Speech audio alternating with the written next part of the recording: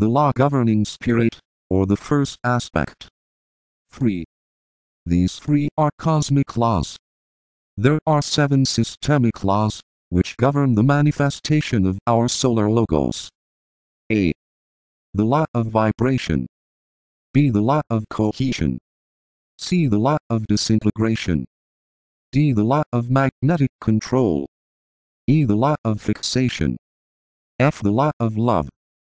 G. The law of sacrifice and death. 4. Each of these laws manifests primarily on one or other of the 7 planes of the solar system. 5. Each law sweeps periodically into power, and each plane has its period of manifestation, and its period of obscuration. 6. Every manifested life has its 3 great cycles: birth, life, death; appearance, growth, disappearance; involution, evolution, obscuration; inert motion, activity, rhythmic motion; tamasic life, rajasic life, sattvic life. 7. Knowledge of the cycles involves knowledge of number, sound and color. 8. Full knowledge of the mystery of the cycles is the possession only of the perfected adept. All souls are identical with the Oversoul. 1. The logos of the solar system is the macrocosm. Man is the microcosm. 2. Soul is an aspect of every form of life from a logos to an atom. 3. This relationship between all souls and the Oversoul constitutes the basis for the scientific belief in brotherhood. Brotherhood is a fact in nature, not an ideal. 4. The law of correspondences will explain the details of this relationship. This law of correspondences or of analogy is the interpretive law of the system, and explains God to man. 5. Just as God is the macrocosm for all the kingdoms in nature, so man is the macrocosm for all the subhuman kingdoms. 6. The goal for the evolution of the atom is self-consciousness, as exemplified in the human kingdom. The goal for the evolution of man is group consciousness, as exemplified by a planetary logos. 2. The goal for the planetary logos is God consciousness, as exemplified by the solar logos. 7. The solar logos is the sum total of all the states of consciousness within the solar system. 3. Some thoughts on the Gita, p. 54. 3 stanzas of Dizan stanza. The secret of the fire hid in the second letter of the sacred word. The mystery of life is concealed within the heart. When the lower point vibrates, when the sacred triangle glows, when the point, the middle center, and the apex connect and circulate the fire, when the threefold apex likewise burns, then the 2 triangles, the greater and the lesser, merge into one flame, which burneth up the whole. Stanza Aum, said the Mighty One, and sounded forth the word. The 7-fold waves of matter resolved themselves, and varied forms appeared. Each took its place, each in the sphere ordained. They waited for the sacred flood to enter and to fill. The builders responded to the sacred sound. In musical collaboration they attended to the work. They built in many spheres, beginning with the 3rd. Upon this plane their work commenced. They built the sheath of Atma, and strung it to its primary.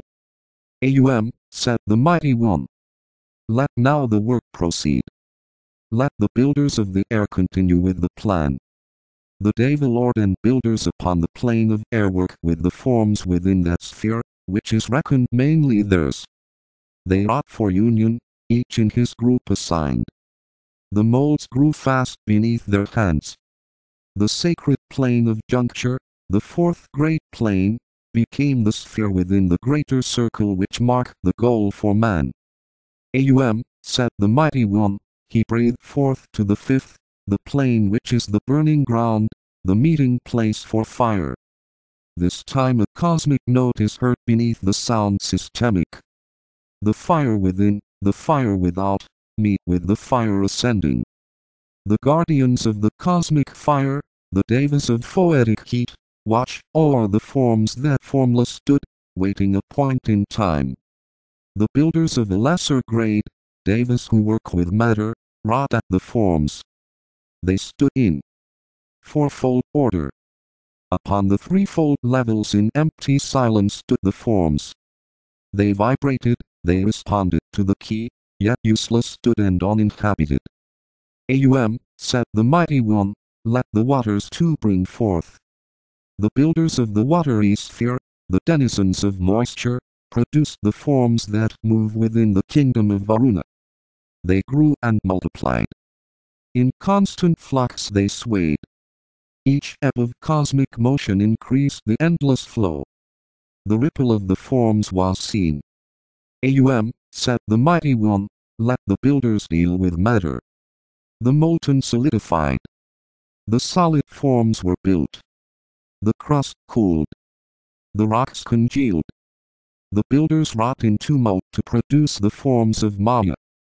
When the rocky strata were completed, the work stood in completion. The builders of the lowest grade announced the work was finished. Forth from the rocky strata emerged the covering next. The builders of the second agreed the work was done. The first and second on the upward way stood forth in fourfold form. The inner five was somewhat seen by those whose sight was keen. Said the Mighty One, and gathered in his breath. The spark within the peopling third impelled to further growth. The builders of the lowest forms, manipulating densest Maya, merged their production with the forms built by the watery ones. Matter and water merged produced the third in time. Ascension thus progressed. The builders worked in union. They called the guardians of the fiery zone. Matter and water mixed with fire, the inner spark within the form were blended all together. The Mighty One looked down. The forms met his approval. Forth came the cry for further light. Again he gathered in the sound. He drew to higher levels the feeble spark of light. Another tone was heard, the sound of cosmic fire, hid in the sons of Minas. They called to their primaries. The lower four, the higher three, and the cosmic fifth met at the great inbreathing. Another sheath was formed. Stanza I, the great wheel turned upon itself. The seven lesser wheels rushed into being. They revolve like their mother, around, within and forward. All that existeth was. The wheels were diverse, and in unification, one. As evolved the great wheel, the inner fire burst forth. It touched into life wheel the first. It circulated. A million fires rose up. The quality of matter densified, but form was not. The sons of God arose, scanned the depth of flame, took from its heart the sacred stone of fire, and proceeded to the next. In turning next the great wheel launched the second. Again the flame burst forth, took to its heart the stone and proceeded in revolution. The sons of God again arose, and sought within the flame. The form sufficeth not, they said, removed from without the fire. Faster revolved the greater wheel, blue-white emerged the flame. The sons of God again came down and a lesser wheel revolved. 7 times the revolution, and 7 times great the heat. More solid grew the formless mass, and deeper sank the stone. To the heart of inmost fire the sacred stone went down. This time the work was better done, and the product more perfected.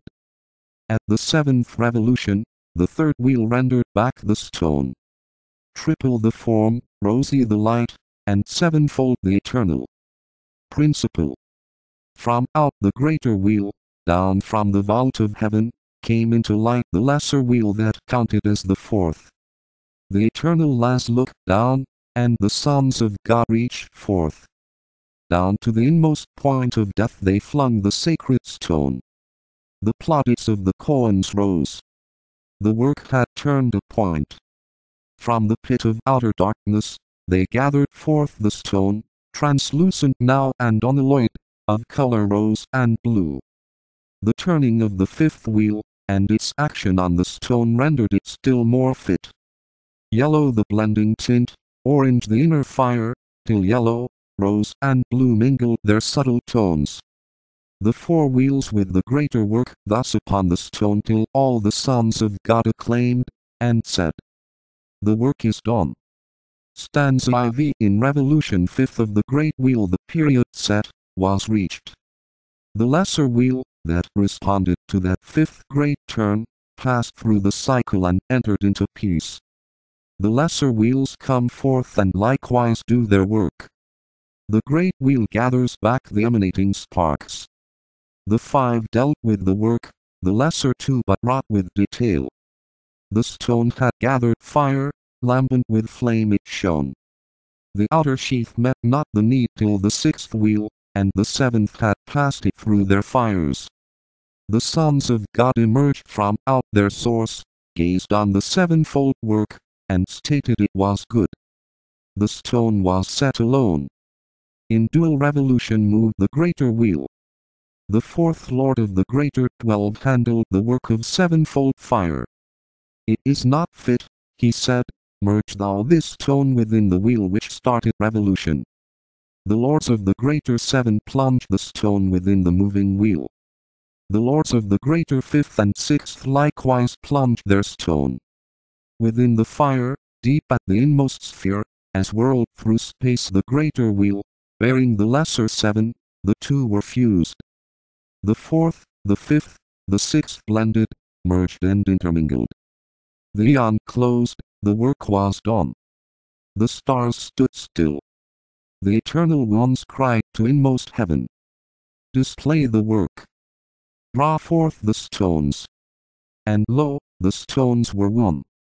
Stanza V. The moment man van Agaric, for which had waited all the triads, the hour that marked the solemn point of juncture, arrived within the scope of time, and lo, the work was done. The hour for which the 7 groups Purashik, each vibrant to the sounding of the word, seeking the adding of the power, had waited for millennia, passed in a flash of time, and lo, the work was done. The first degree in mighty acclamation deeming the hour propitious, sounded the triple note in threefold reverberation. The echo reached the goal. They 3 times sent it forth. Restless the sphere of blue felt the vibration and answering, roused herself and hastened to the call. The second, with wise insistence, hearing the first sound forth, knowing the hour had likewise come, echoed the sound or note quadruple.